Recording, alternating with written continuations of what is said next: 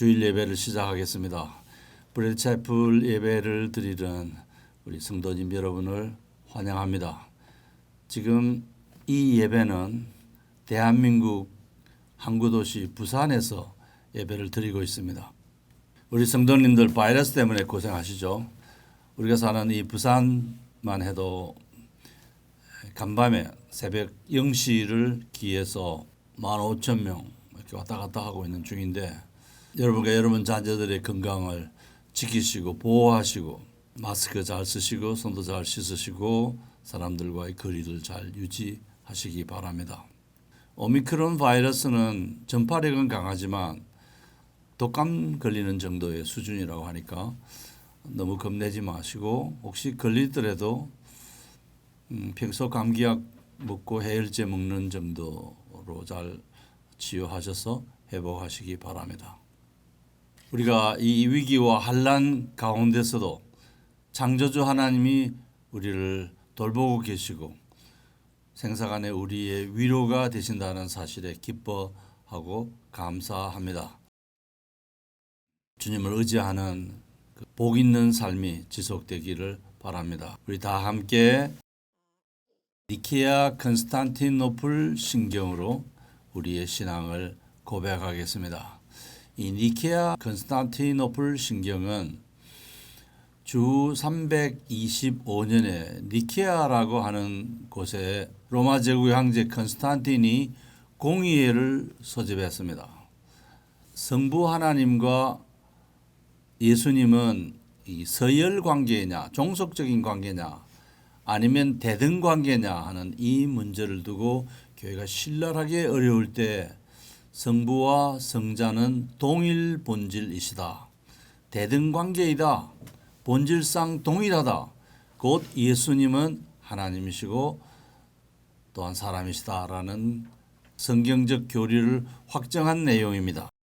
그러다가 381년 로마 제국이 컨스탄티노플, 지금의 이스탄불로 천도를 한 이후에 천도를 350년경에 했습니다. 그런데 381년에 그곳에 있는 하기야 아이린 교회당에서 지중해 전역의 교회 감독들이 모여서 공의회를 했고, 325년에 한 그 공의회 신경 그 내용을 존중하고 그것의 연장으로 이 공의회 신경을 만들었습니다. 325년 니케아 신경에 없는 그 내용 일부를 뒤에 구체적으로 표기함으로써 이 문서를 니케아 컨스탄티노플 신경이라고 합니다. 세계의 모든 교회들이 사용하고 있습니다. 그럼 사도신경은 무엇인가? 사도신경은 동방교회와 서방교회가 몇백 년 동안 니케아 컨스탄티노플 신경을 예배 때 사용하고 교회 신앙 고백문으로 세례자를 위한 신앙 고백문으로 사용했습니다. 그러다가 동방교회와 서방교회 사이에 갈등이 조금 빚어졌어요.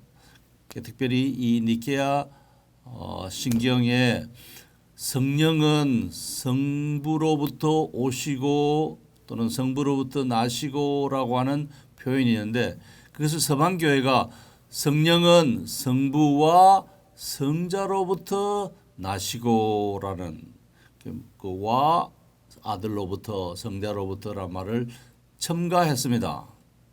그랬더니 동방교회 신자들이 누가 너희 야만인들한테 이 정통신앙의 문안을 바꿀 권한을 주었느냐 이렇게 대들었어요. 그랬더니 서방교회, 지금의 로마 중심의 라틴어를 사용하는 교회가 그러면 우리 조상들이 오래전부터 사용해 오던 사도신경을 사용하겠다. 그래서 오늘날까지도 로마 가톨릭 교회를 거쳐서 1517년 종교개혁을 거쳐서 오늘 개신교회도 로마 가톨릭 교회와 마찬가지로 사도신경을 고백합니다. 그러나 예배 시간에 사용하라고 사도신경이 만들어진 것도 아니지만 또 그걸 사용 못해야 될 이유도 없어요. 그와 마찬가지로 니케아 컨스탄티노플 신경도 사도신경과 동등한 가치를 가진 아주 귀한 역사적인 기독교의 신앙 고백서입니다. 우리 한국교회가 사도신경만 사용하는데 저는 니케아 컨스탄티노플 신경도 조금 더 자주 사용하면 좋겠다고 생각합니다. 오늘은 우리가 니케아 컨스탄티노플 신경으로 우리의 신앙을 고백하겠습니다. 함께 니케아 신경으로 우리의 신앙을 고백하겠습니다. 우리는 전능자이시며 하늘과 땅, 곧 보이는 것과 보이지 않는 모든 것을 창조하신 유일하신 하나님 아버지를 믿습니다. 또한 유일하신 주이시며 하나님의 아들이신 독생자 예수 그리스도를 믿습니다. 그분은 성부에게서 만세전에 나셨고 빛에서 나오신 빛, 참 하나님에게서 나오신 참 하나님이시며 출생하셨으나 창조되지 않으셨고 성부와 동일 본질이시며 그분을 통해 만물이 창조되었으니 그분은 우리 인간을 위하여 우리의 구원을 위하여 하늘로부터 내려오셨고 성령으로 말미암아 동정녀 마리아를 통해 육신을 입으셨고 인간이 되셨으며 그분은 우리를 위하여 본디오 빌라도에게 십자가에 못 박히시고 고난을 받으시고 장사되셨으며 성경대로 사흘 만에 부활하셨고 하늘에 오르셨고 성부의 우편에 앉아 계시다가 산자들과 죽은 자들을 심판하러 영광 가운데 다시 오시리니 그분의 나라는 무궁할 것입니다. 또한 주님이시고 생명을 주시는 분이신 성령을 믿습니다. 성령은 성부와 성자에게서 나오신 분으로 성부와 성자와 함께 경배와 영광을 받으시는 분이며 선지자들을 통하여 말씀하신 분이십니다. 또한 우리는 유일하고 거룩하고 보편적이고 사도적인 교회를 믿습니다. 죄 사함을 위한 하나의 세례를 인정하며 죽은 자들의 부활과 장차올 영원한 생명을 대망합니다. 아멘. 자, 우리의 찬미를 받으시는 정삼위 하나님께 찬양 성부 성자 성령 성삼위일체께 찬송하겠습니다.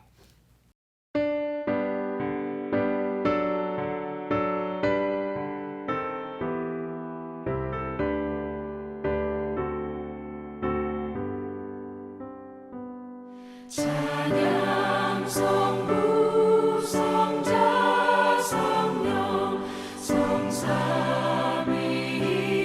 성삼위일체께 영원 무궁하기까지 영광을 돌리세 영광을 돌리세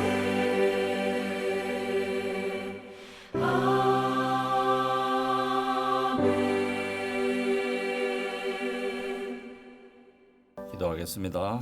거룩하신 하나님, 오늘도 세상이 소란하고 전쟁의 소문이 흉흉하고 또 이 자연의 분노가 우리 사람들을 공격하는 이 바이러스 상황에서도 우리를 지켜주시고 우리로 하여금 다시 모든 것을 하나님의 생각대로 생각하게 하시고 우리 하나님이 기뻐하고 하나님이 원하시는 삶이 무엇이고 우리 하나님이 기뻐하시는 생각이 무엇인가를 되돌아볼 수 있게 하여 주신 하나님께 감사드립니다.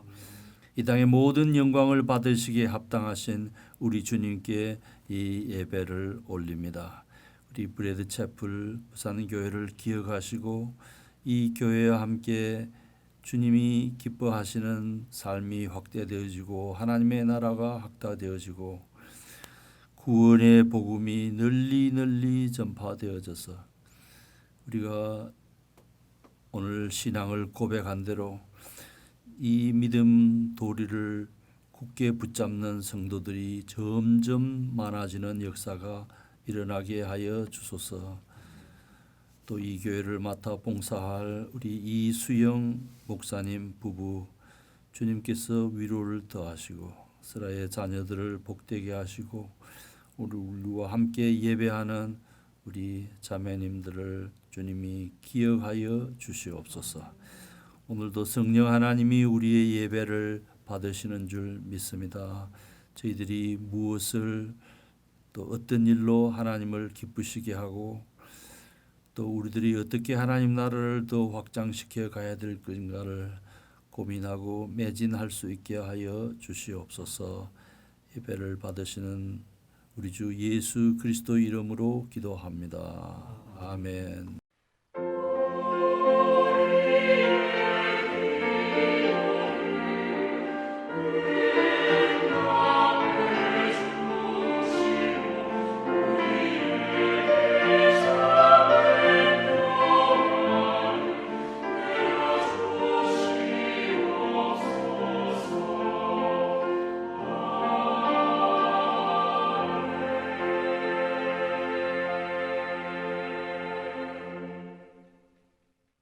오늘 성경 말씀 로마서 12장 1절 2절입니다.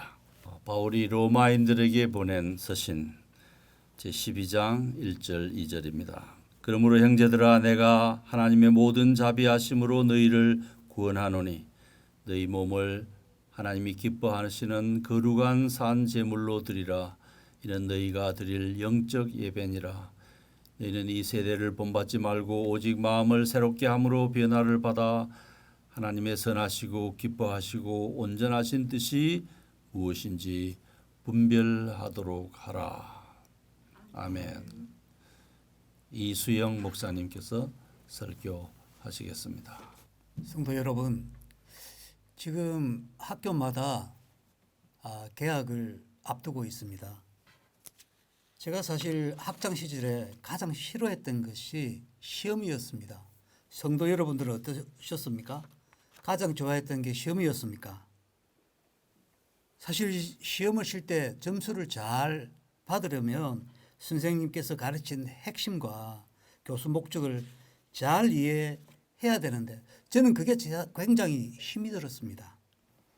수업 시간에 이런 강조한 부분들을 잘 정리해서 적으면 성적이 사실 좋지만 자기 생각을 아무리 많이 적어도 성적이 좋지 않았던 그런 기억이 있습니다. 성도 여러분, 사실 신앙생활도 마찬가지입니다. 하나님께서 가르치시려고 하는 그 목적, 그 교수 목적을 잘 이해하는 것이 중요한데 자기 방식대로 신앙생활을 한다면 좋은 점수를 받을 수가 없습니다. 하나님께서 강조하신 중심 내용과 하나님의 뜻을 잘 이해해야 좋은 성적을 받을 수 있다라는 겁니다.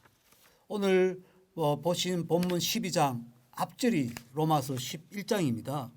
11장은 구원의 비밀에 대하여서 구원은 예수님을 통하여 이르는 것이다 그렇게 말씀을 하고 12장 첫 문장에 그러므로라는 말씀으로 시작을 합니다. 그러므로 그러니까 이 뜻을 우리가 잘 이해한다는 것이 좋은 점수를 받을 수 있는 그런 핵심이 됩니다. 그러므로 이 말은 11장에 있던 말에 결론을 말하고자 할 때 그러므로라는 그런 말을 쓰는데 즉 그러므로는 구원을 받은 자는 어떻게 살아야 하는가 이것을 이해하는 것이 바로 결론이 됩니다. 우리의 몸을 산제물로 영적 제물로 드려야 한다. 이 말씀은 사실 우리 브레드 채플 예배를 드릴 때 정말 자주 쓰는 문구인데요. 이것이 하나님께서 강조하신 그 핵심이 됩니다. 로마서 전체가 먼저 하고 이렇게 단정을 짓는다면 복음의 삶입니다. 복음의 삶. 복음적으로 사는 삶이 핵심이 된다는 것입니다.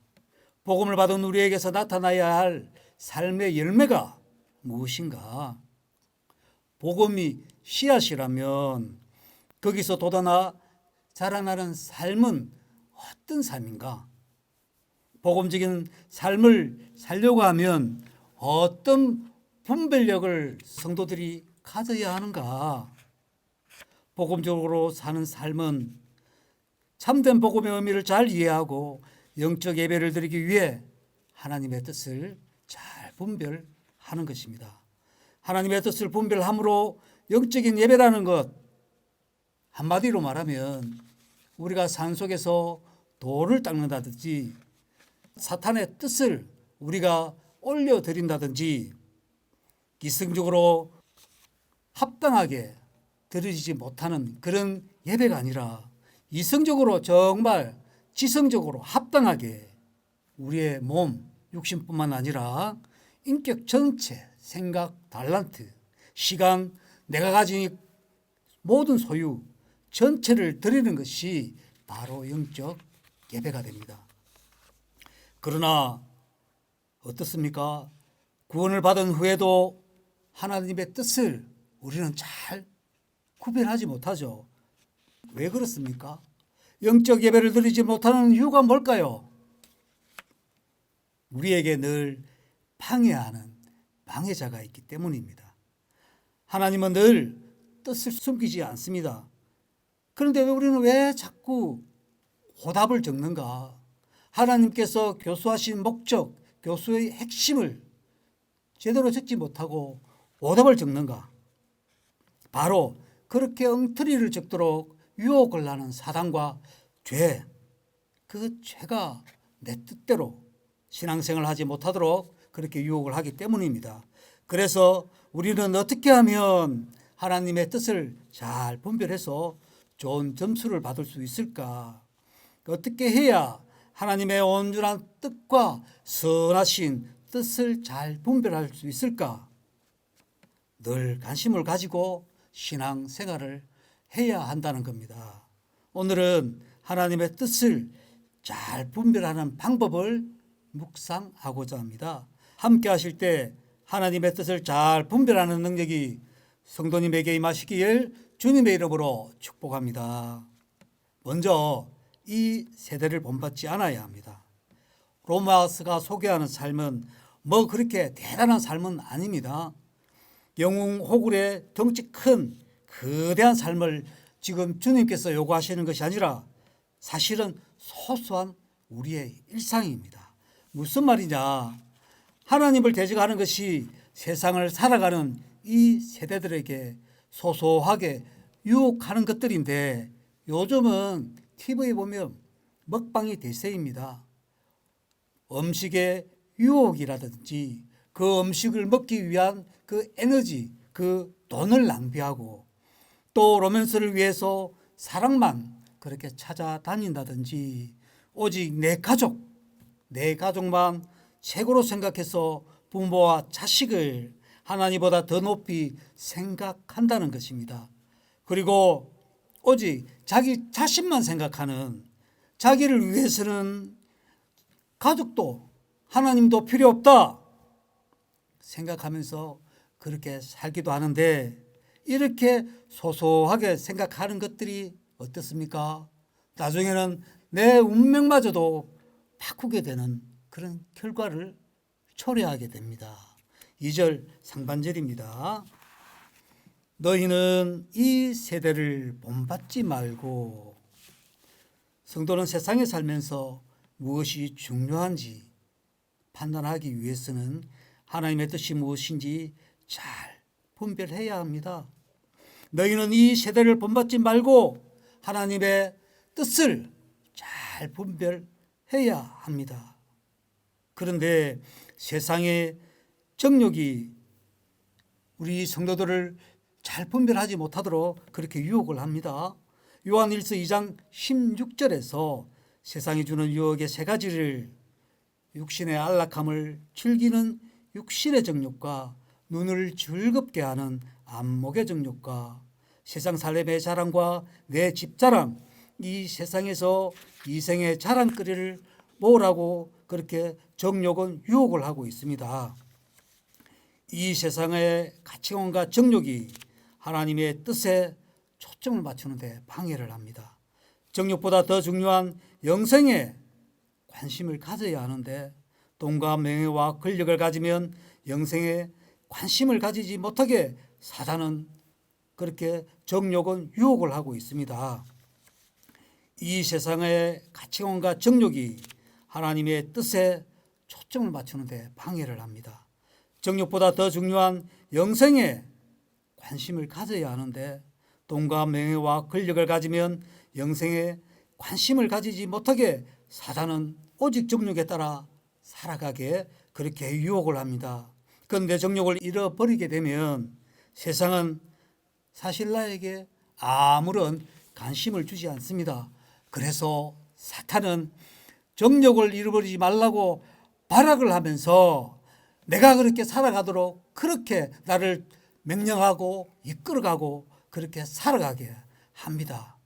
성도 여러분, 그러나 우리 하나님은요, 평범한 인생인 우리가 무엇이 있든지 없든지 주의 백성으로 신실하게 살아갈 때에 하나님께서는 남들보다 조금 덩치가 왜소한 삶이고 조금 후미진 곳에서 조금 거느진 곳이라 할지라도 그 자리에서 이 세대를 본받지 않고 성심을 다해 성도의 삶을 신실하게 살아간다면 나의 삶을 별로 눈여겨보지 않고 심지어 나 자신도 내 삶의 가치를 조금 낮춰본다 할지라도 적어도 우리 천지 만물에 주신 온 세상의 주인이신 그 주님이신 우리 하나님은 우주에서 가장 소중한 사람으로 나를 기억한다는 것입니다.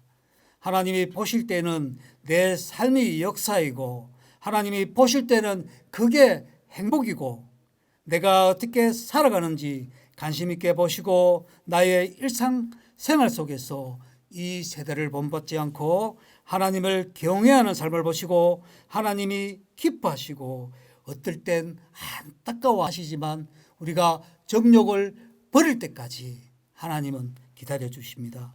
성도 여러분, 하나님이 여러분의 삶에 관심이 많으십니다. 어떤 보상을 바라서가 아니라 순수하게 지체들을 도와주시기 위해서 창조주 대신 피조물을 섬기고 하나님의 진리 대신 거짓을 추앙하는 아담, 사망, 죄, 육체의 시대에서 하나님은 그리스도와 성령을 통해서 그리스도의 의, 그리스도의 생명, 그리스도의 은혜가 있는 성령의 새로운 시대로 우리 성도들을 들어가게 하셨습니다. 그러므로 이제는 이 시대의 가치, 목표, 방식, 우선순위, 지향, 방향, 처세술, 사상, 종교, 문화를 본받지 말고 하나님의 뜻을 분별하기 위해 노력을 해야 합니다. 거룩한 삶으로 하나님께 영광을 돌리시기를 우리 주님의 이름으로 축원을 드립니다. 다음, 하나님의 뜻을 구별하는 방법. 두 번째로 마음을 새롭게 함으로 변화를 받으라는 겁니다. 변화를 받으라. 나는 그 변화된 삶을 받았으면 좋겠다. 사실 이 말씀을 제가 묵상을 하면서 가슴이 참 뭉클하고 기분이 좋다는 그런 생각을 했습니다. 우리 하나님이 나를 정말 소중하게 생각하고 계시는구나. 가끔은 자신의 삶의 가치를 조금 가볍게 여기는 그런 분들이 있거든요. 뭐 인생 별거 있겠느냐. 바람처럼 왔다가 이슬처럼 사라지는 인생인데 그냥 대충 살다가 가면 되지. 그렇게 생각하고 살아갈 수 있다는 말입니다. 그런데 성도 여러분, 오늘 주시는 하나님 말씀은 그렇지 않다라는 겁니다. 적어도 다른 사람은 몰라도 우리는 변화되어서 새롭게 되어서 그렇게 살 필요가 있다. 하나님은 우리의 삶에 관심이 많이 있다라는 겁니다. 새롭게 된다는 것은 변화를 말하는 것인데 그 변화를 도움 주는 것이 바로 새롭게 된다는 것입니다. 사단은 계속 유혹해서 우리가 회개하지 못하게 합니다. 이 회개는 단회적인 것이 아니라 계속적인 의미를 가지고 있어서 지속적인 변화를 해야 된다라는 라고 그렇게 강조를 합니다. 그리고 받으라.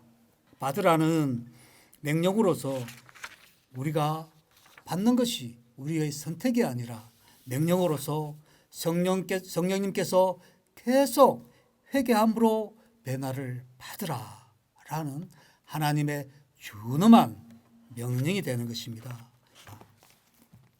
2절을 다시 보겠습니다.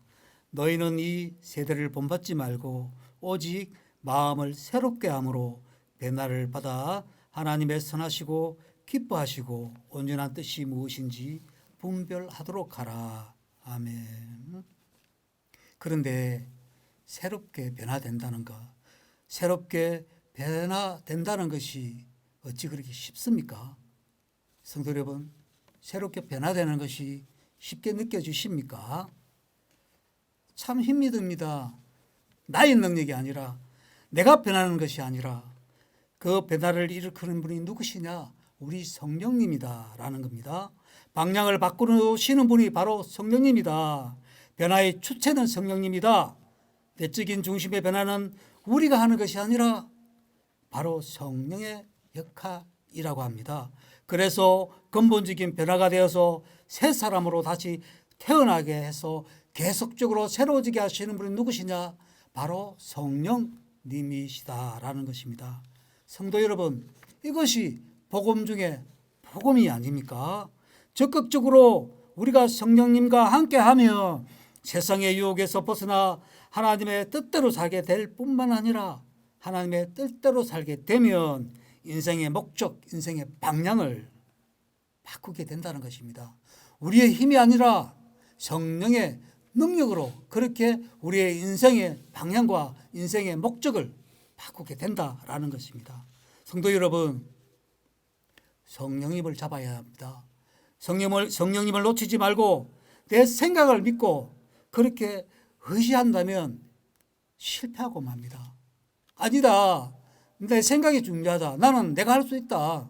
나는 내 뜻대로 내 마음대로 성령님에 의지 않고 할 수 있다라는 그분, 사실 그런 분들이 가장 먼저 실패하는 경우를 저는 종종 마주치게 됩니다. 성령님을 의지해서 하나님을 뜻을 물어야지, 만약 묻지 않는다면 내 스스로 변화를 하려고 한다면 절대로 변화를 가질 수가 없습니다. 성령님께 질문하시고 성령님을 의지하십시오. 그러면 그 말씀으로 그 뜻을 가르쳐 주십니다. 말씀을 본다면 그 뜻이 분명히 나타나 있습니다. 사람의 생각은 우리의 뜻과 다릅니다. 하나님의 뜻은 우리의 생각과 다릅니다. 창세기에 보시면 아브라함, 이삭, 야곱이 기근을 만났을 때 애굽에 내려가야 되는데 창세기 12장에서 애굽으로 내려간다는 아브라함에게는 하나님께서는 아무 말씀도 안 하십니다. 그런데 자기 뜻대로 아브라함은 애굽으로 내려가서 그 고통을 당하는 그런 경우를 봤고요. 창세기 26장에서는 이삭이 또 내려가려고 하죠. 그런데 하나님께서는 내려가지 마라 라고 그렇게 단호하게 막으십니다. 그리고 창세기 46장에서는 애굽에 내려가라는 것을 두려워했던 야곱에게 하나님께서는 두려워하지 말고 내려가라 그렇게 명령을 하십니다. 이처럼 하나님의 뜻은 기계적이지 않고 그때마다 말씀이 다르게 하나님은 그렇게 말씀을 하십니다. 그래서 내 뜻이 아니라 하나님의 뜻을 항상 어떻게 해야 됩니까? 물어야 됩니다. 하나님께 말씀을 물어야 됩니다. 성경을 보셔야 됩니다. 성경의 말씀대로 묵상을 하다 보면 그 성경의 말씀이 하나님을 의지하고 하나님을 따르도록 그 뜻을 분별할 수 있도록 우리를 인도하십니다. 5만 번의 기도 응답을 받았던 조지 뮬러가 하나님의 뜻을 분별하는 방법을 소개한 적이 있습니다. 첫째는 언제든 마음을 피우고 자기 뜻을 정하지 않고 묻는 것입니다. 나는 이렇게 하겠다. 딱 작정을 하고 하나님의 뜻을 묻지 말아야 된다는 것입니다. 둘째는 사람은 환경에 따라 변하기 때문에 자기 느낌을 신뢰하지 마라. 셋째는 오직 하나님 말씀을 통해 성령님의 뜻을 찾아야 한다라고 합니다. 말씀을 가까이 해라. 말씀을 가까이 할 때에만 하나님의 뜻을 분별할 수 있다라는 겁니다. 넷째, 주어진 환경을 통해서 그 인도하심을 보았고, 다섯째, 하나님의 분명한 뜻을 보도록 뭐 했습니까? 기도를 했습니다. 기도. 하나님의 뜻을 분명히 알 수 있도록 기도를 했습니다. 그 기도를 함으로 하나님의 뜻을 큰 그 뜻을 조금씩 구체적으로 내가 명확하게 밝힐 수 있었다고 합니다. 여섯째, 위의 방식을 통해서 결정하고 난 뒤에는 마음이 평온한지 점검을 했다고 합니다. 하나님의 뜻이 분명할 때는 내 마음이 평온하고, 불안하면 더 기도를 하고 기다려야 한다고 했습니다. 성도 여러분, 조지 뮬러가 하나님의 뜻을 분별하는 것은 바로 마음의 평강이었습니다. 만약 하나님의 뜻에 맞게 마음의 평안이 오면 어떻게 해야 됩니까? 순종하십시오. 마음의 평강이 온다면 기꺼이 순종하시기 바랍니다. 세상의 정욕대로 우리의 뜻대로 신앙생활을 하면 좋은 점수를 받을 수가 없습니다. 하나님의 뜻은 작년에 그랬다고 해서 올해의 뜻이 같을 수 없습니다. 늘 마음을 새롭게 변화해서 성령님께 순종함으로 좋은 점수를 받을 수 있기를 축원드립니다. 오늘 어떤 삶을 요구하시는지 우리는 좀 정리를 해봤는데 내용이 참 깊습니다. 이게 되겠나 싶은 사람이 있으시겠죠. 그런데 성도 여러분, 좀 전에도 말씀을 드렸습니다. 우리가 앞으로 할 수 있다는 기대를 품고 묵상을 할 수 있는 것은 이 모든 것은 우리의 힘으로 되는 것이 아니라 성령님의 능력, 성령님을 의지하다 보면 우리가 그렇게 될 수 있는 그런 길을 인도를 해 주십니다. 왜냐하면 성령님은 우리가 기도하길 기다리시고 성령님께 의지하시길 성령님은 늘 기다리십니다. 그래서 우리가 조금씩 변화되시길 그렇게 기다리고 계십니다. 우리 말씀을 늘 묵상하고 복음의 삶을 살아갈 수 있었으면 좋겠습니다. 하나님은 눈이 밝고 판단력이 아주 있는 분이시기 때문에 우리 삶을 또 소중하게 생각하시는 그런 분이시기 때문에 하나님은 감사하게도 우리 삶이 이 세대를 본받지 않고 변화되어서 하나님의 뜻을 잘 분별하고 살아갈 수 있도록 하나님께서는 그렇게 우리를 기다리시고 인도하시고 계십니다. 감사하는 마음으로 우리가 성령님의 인도하심으로 하나님의 뜻을 잘 분별할 때 우리 삶도 하루하루 삶이 기뻐하시는 우리 산제물이 될 수 있을 것이라고 믿습니다. 이 모든 말씀을 통해서 이번 한 주간 여러분의 삶이 하나님이 기뻐하시는 거룩한 산제물이 될 수 있기를 우리 주님의 이름으로 축원드립니다. 아멘. 나의 갈 길 다 가도록 찬송하시고 준비하신 헌금하겠습니다.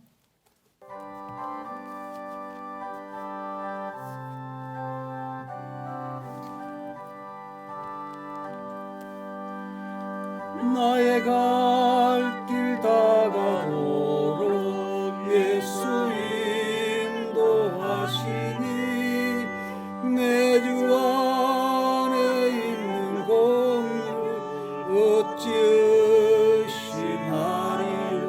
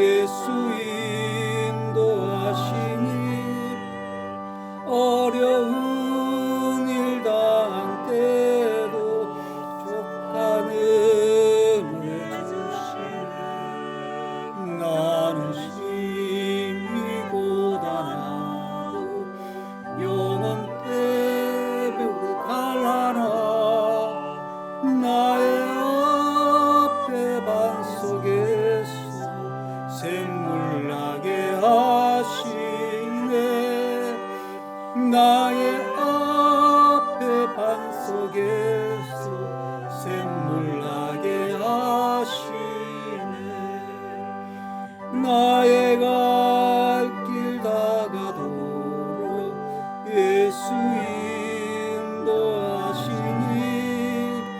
그의 사랑 어찌 큰지 말로 알 수 없도다. 성령 감화 받은 영혼 하늘 날아갈 때에 영영 부를 나의 찬송 예수 인도하셨네. 영영 부를 나의 찬송 예수 인도하셨네. 아멘.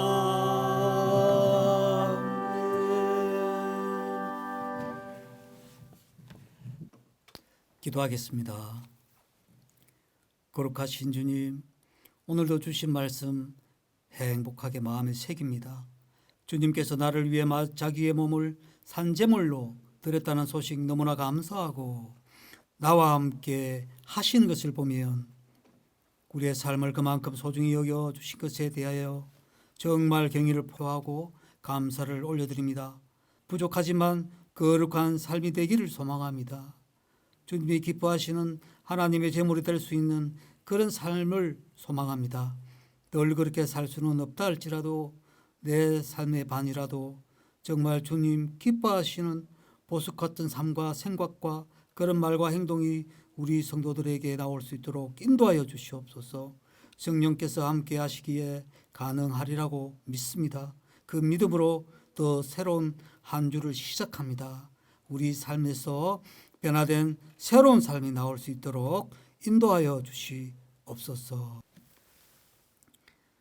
지금은 우리 구주 예수 그리스도의 은혜와 우리를 위하여 아들의 목숨을 아낌없이 내어주신 하나님의 그 크신 사랑과 지금 우리의 생각을 들으시고 더 새롭고 귀한 삶으로 이끌어 주시는 성령 하나님의 인도하심이 사랑하는 모든 브레더 채플 성도들의 머리 위에 이제로부터 영원까지 항상 함께 계실지어다.